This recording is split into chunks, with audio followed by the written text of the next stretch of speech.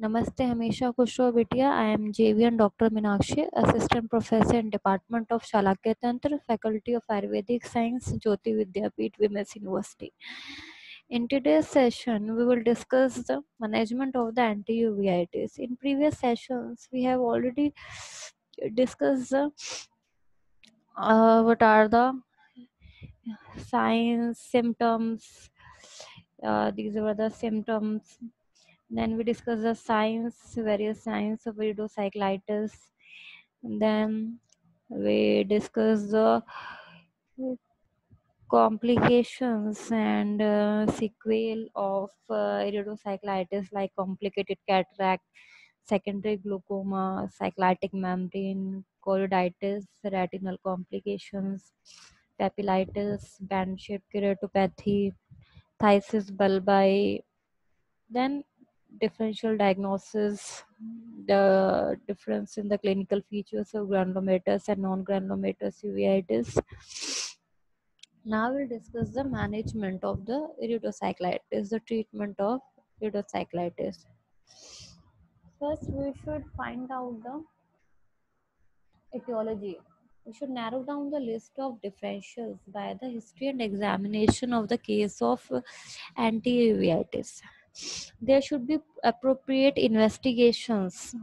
The ocular and systemic investigation should be done. And there should be referrals for systemic associations.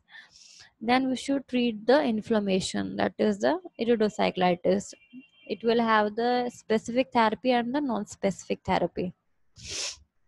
The few ocular investigations which can be done are the fundus fluorescein angiogram.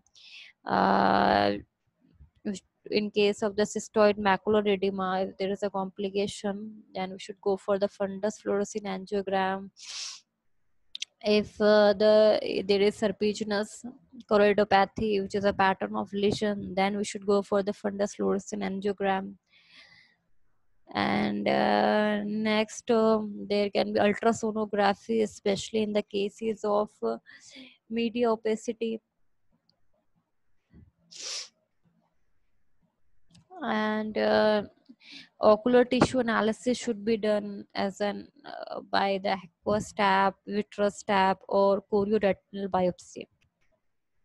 Then few systemic examinations should be done to rule out the systemic diseases like for sarcoidosis, angiotensin converting enzyme test should be done, serum calcium should be tested, the chest x-ray should be done. In case of tuberculosis, chest x-ray and Montauk's test should be done. In case of toxoplasmosis, the anti-toxoplasma antibody test should be done. In case of syphilis, the serology test, the VDRL and the FTA-ABS test should be done. Then commonly ordered tests are the core lab test, which are the complete blood count, ESR, to ascertain the existence of any chronic inflammatory condition in the body. Then chest X-ray, which is a X-ray of the test, which is a radiological investigation. Then serum ACE and VDR, FTA, ABS, so that is for the syphilis. Other tests should be done depending upon the clinical suspicion. Then comes the treatment part. The treatment can be the medical treatment, which is specific and non-specific. Then there is the surgical treatment. First, specific etiological dependent, depending upon the etiology which we have known after the proper investigations of the systemic diseases. When we come to know about a particular systemic disease, then according to that we should give the specific therapy, like ATT in case of the tuberculosis, and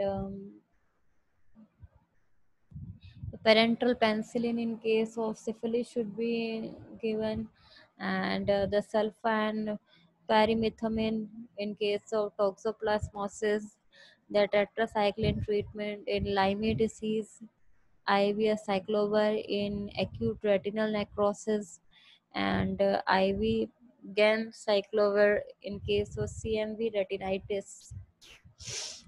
Then next is the non-specific treatment. Non-specific treatment includes the cycloplegic drugs, the mydriatic cycloplegic drugs. The second are the corticosteroids, and third are the immunosuppressives, immunosuppressive drugs. These are the non-specific systemic treatment, immunosuppressives. Then cycloplegic mydriatics, which is a local therapy under the non-specific treatment. It is they are very useful and most effective during the acute phase of iridocyclitis.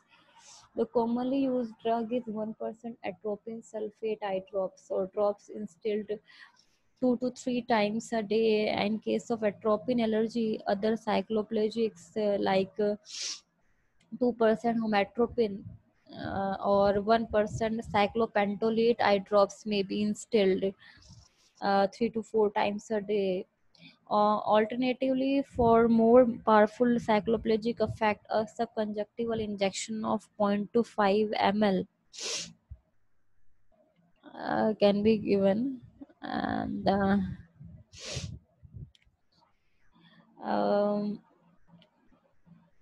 of 2.5 ml midration, a mixture of atropine, adrenaline, and procaine should be given. And the cycloplegic should be continued for at least 2 to 3 weeks after the eye becomes quiet, otherwise relapse may occur.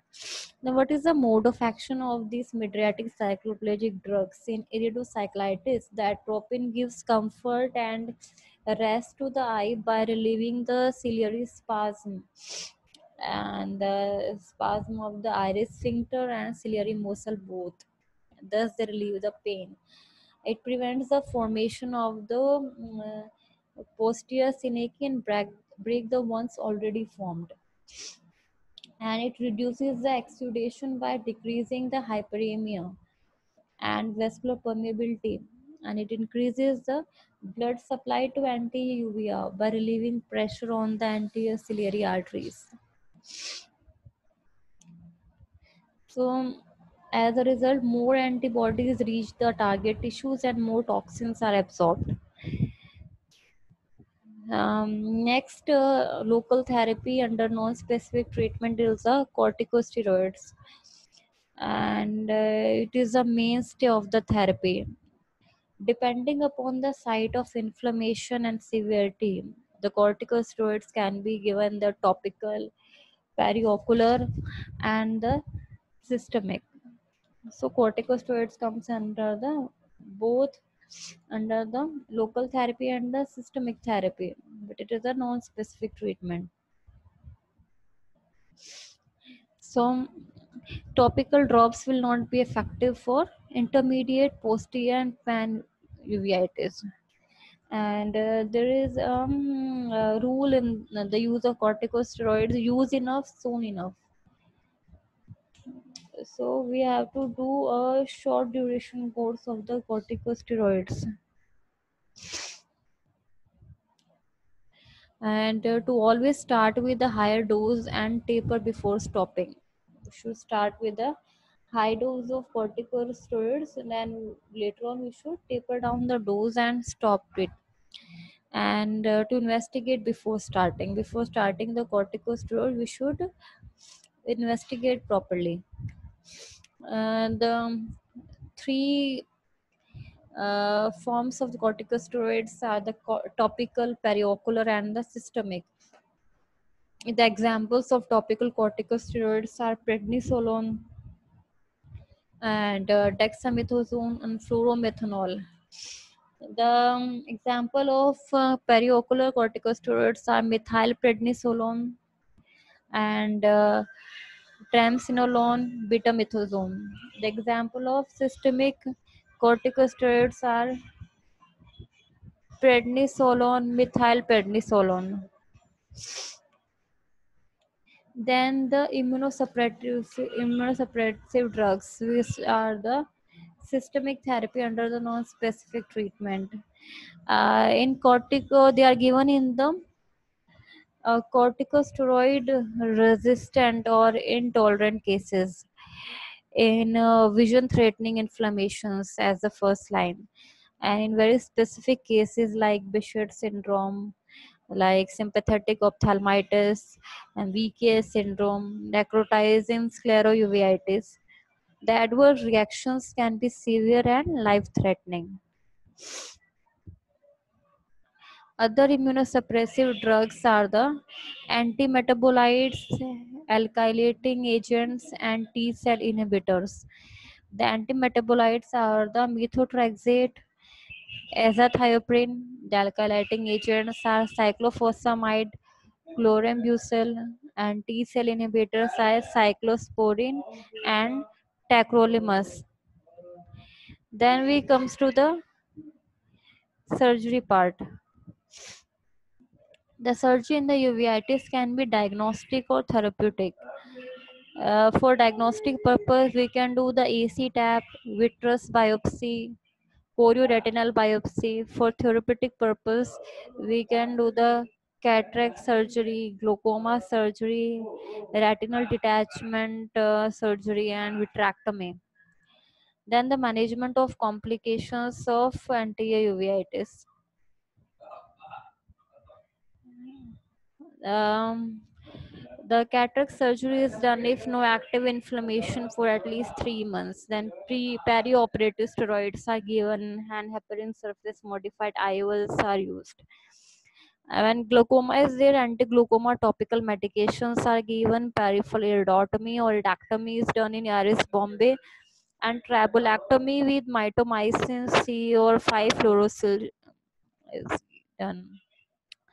In case of cystoid macular edema, the control inflammation is done by the corticosteroids. NSAIDs are given. Pars plana vitrectomy is done if persistent vitritis. Hypotony, the intensive corticosteroids and cycloplagia are given. The pars plana membranectomy is done for cyclitic membrane. In case of vitreous opacification, the pars plana vitrectomy is done. So this session completes here. Thank you so much. This session is powered by Digital Version 2.0 Jyoti Vidyapeeth Women's University.